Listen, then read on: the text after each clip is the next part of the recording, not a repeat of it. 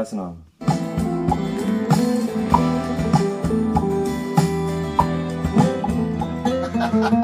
Bir daha çalacağım.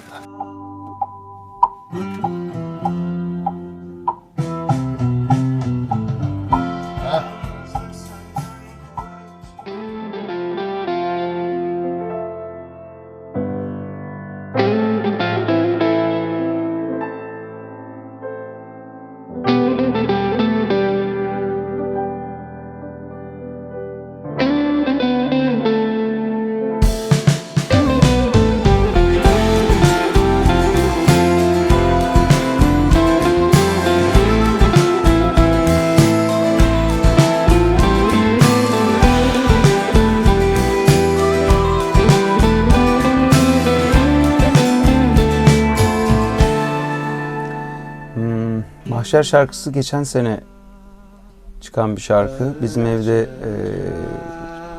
çalıştığımız bir akşamdı Mert'le beraber.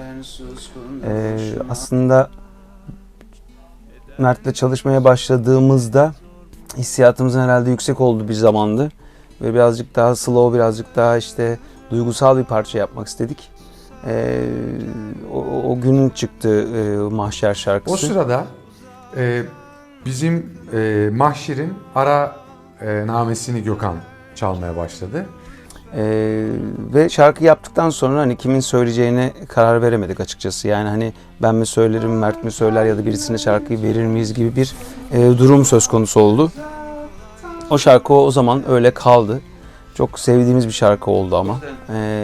Ekip olarak da kime dinletsek şarkıyı çok yükseldiklerini söylediler. Ve genel olarak da kanı şuydu, şarkıyı Gökhan söylese ne güzel olur durumu vardı. Mahşer'i Gökhan ilk yazdıkları ve söyledikleri gün itibariyle ona çok yakıştı. Ben de aslında şarkıyı çok severek söyledim demosunu ve şarkıyı söylerken de çok keyif aldığımı hissettim. Ama yaptığımız şarkılar, şu son dönemde yaptığımız şarkılar birazcık daha sound'u farklı şarkılardı. O yüzden de şarkının karakteri gereği hangi dönem, ne zaman şarkıyı yayınlayacağım konusunda bir fikir oluşturmadı açıkçası bana. Çünkü yeni bir funk albümünden çıktığımız için birdenbire yeni bir viraja girmek çok istemedi. Ama sonrasında Mert, işte Fatih, ben böyle tatlı tatlı arada bir yokladık Gökhan'ı. O yüzden de birazcık şüpheliydim bu şarkıyı hani söyleme konusunda ama şarkıyı söylerken veya şarkının duygusuna girme konusunda hiçbir şekilde sıkıntım yoktu. Sevgili Fatih bu şarkıya çok yükseldiğini her defasında söylüyordu aslında, çok sevdiğini. Mahşer benim Gökhan Türkmen'e ısrarla bu şarkıyı yapman gerekiyor, bence bunu yapmalısın falan filan diye 3 ay hatta 4 ay boyunca başının etini yediğim bir şarkı. Ve bir gün akşam bu arada şarkı bir yerlere gitti geldi olmadı, işte bir sanatçı arkadaşımız şarkıyı söylemek istedi, demosunu söyledi,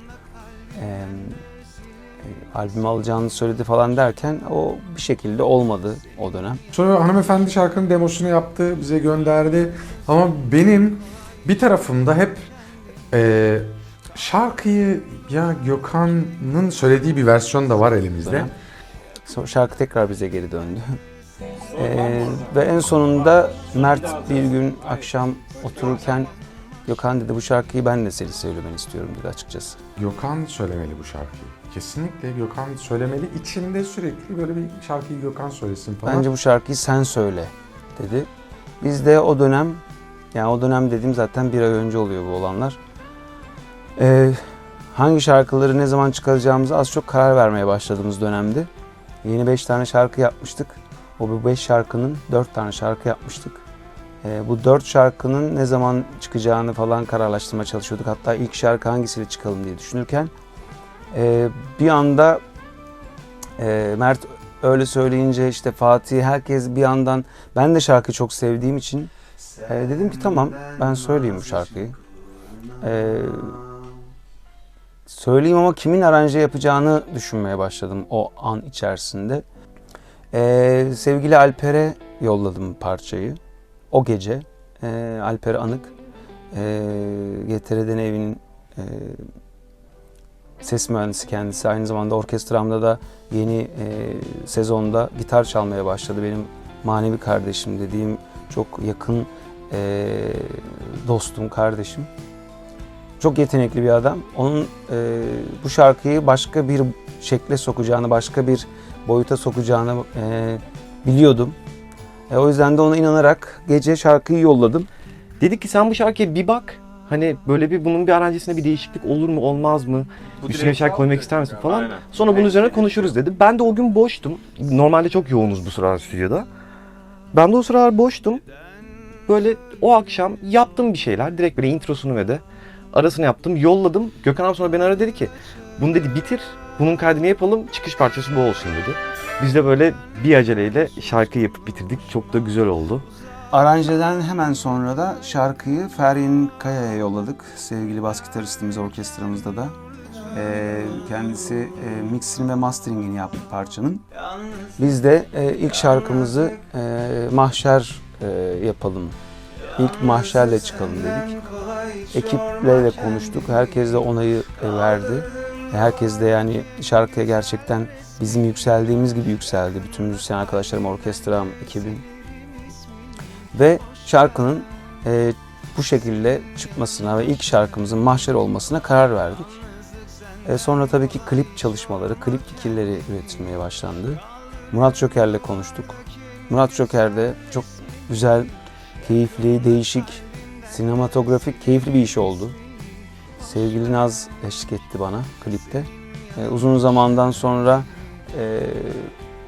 beni takip eden sevenlerimin de hayranlarımın da çok keyifle dinleyeceği, izleyeceği bir şarkı olduğuna inanıyorum. İlk dinlediğimde de inanıyordum. Hala inanıyorum. Umarım keyifli bir şekilde şarkımı dinler ve izlersiniz. Bütün ekibime, orkestra arkadaşlarıma, Alper'e, Mert'e, Sinem'e, Fatih'e, herkese çok çok çok teşekkür ediyorum. İkinci şarkımızda görüşmek üzere. Bağıra çağıra susarken ben lütfen sus konuşma. Uzaktan yakına yakına giderken dur lütfen bana dokunma.